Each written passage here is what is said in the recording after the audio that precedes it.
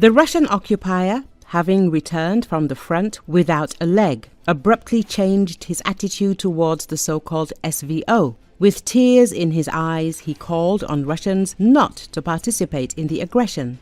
A Russian soldier complained that without a leg, he became completely helpless and no one needed him.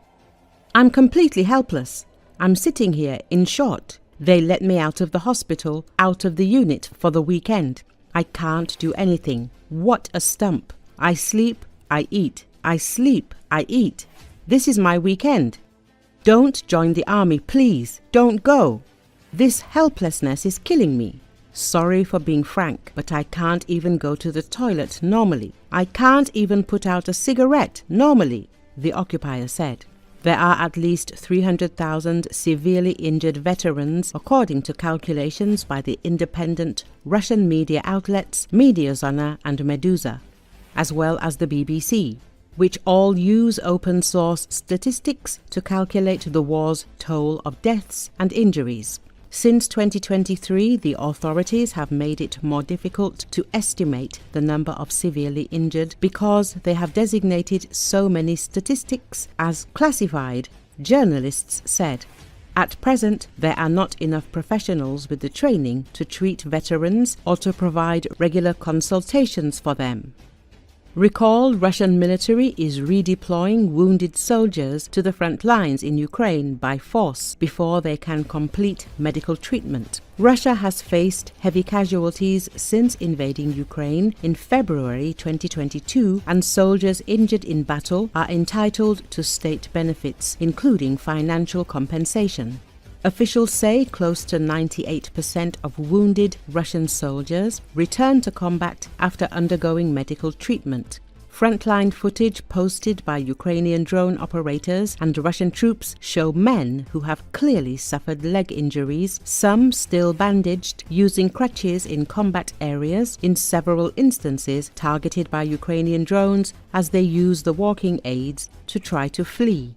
The use of wounded soldiers is a sign that Moscow is managing its growing manpower issues without a wider, general mobilization, which would be unpopular among Russia's urban middle classes. A Ukrainian defense intelligence official said they had noticed the trend in wounded Russian soldiers appearing in active combat areas over the last 6 months. He attributed the use of the wounded as a bid by commanders to hide losses and their inability to get troops in and out of combat areas when needed.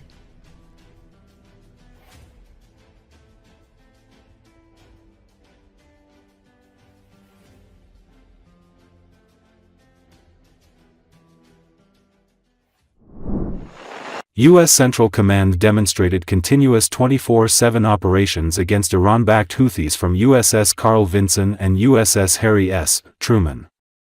The USS Carl Vinson, which is armed with F-35C stealth warplanes, is now working alongside the USS Harry S. Truman in the region, U.S. Central Command said. The Pentagon announced recently that it was increasing the number of American carriers in the Middle East to 2, after launching the latest round of its air campaign against the Iran-backed Houthis in March in a bid to end the threat they pose to civilian shipping and military vessels in the region.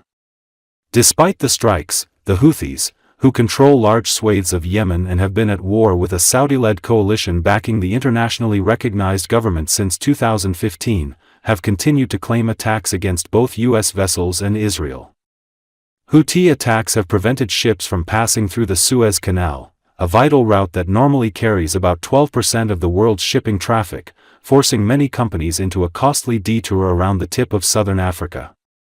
The United States first began conducting strikes against the Houthis under the Biden administration, and President Donald Trump vowed last week that military action against the rebels would continue until they are no longer a threat to shipping.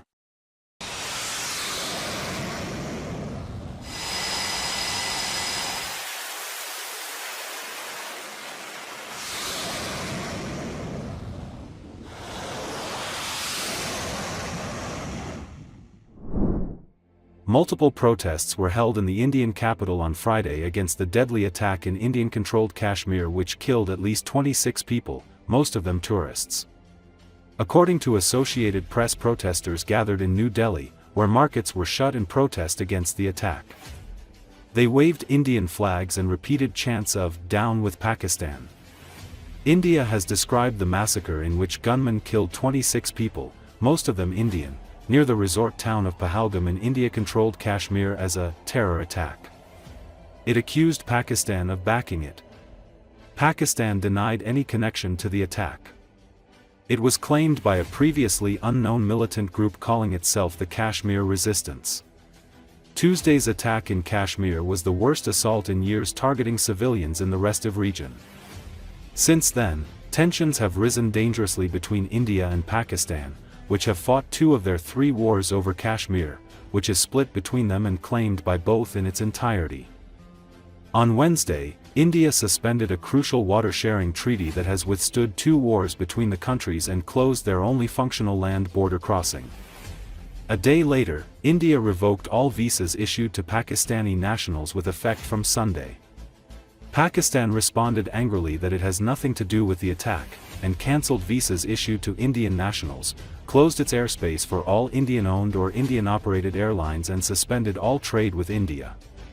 Nationals from both sides began heading back to their home countries through the Wagah border near Pakistan's eastern city of Lahore on Friday.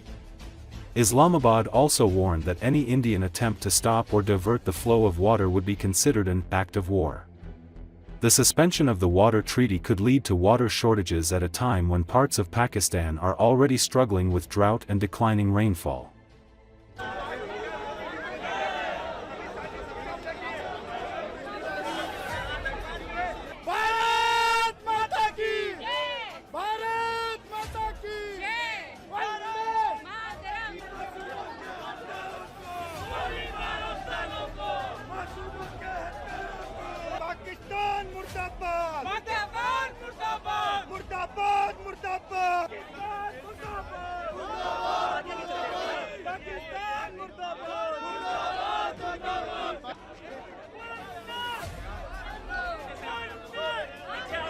We want to give a straight message to whole world that India is united against terrorism, and we will leave no stone unturned until these terrorists get the punishment which they deserve.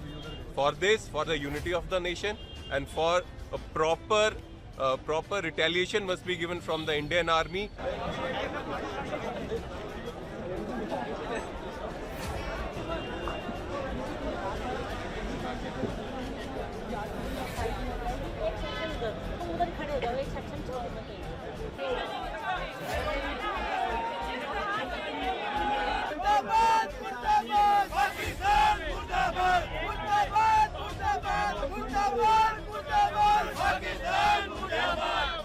Modi ji, हमारी सहन शक्ति खत्म हो चुकी है।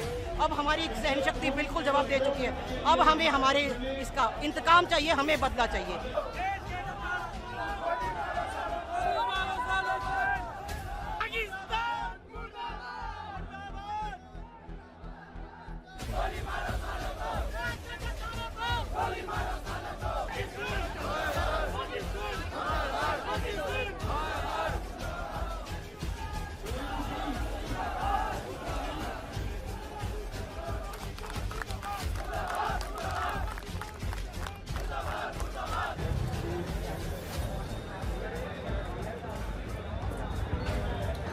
पहलगाम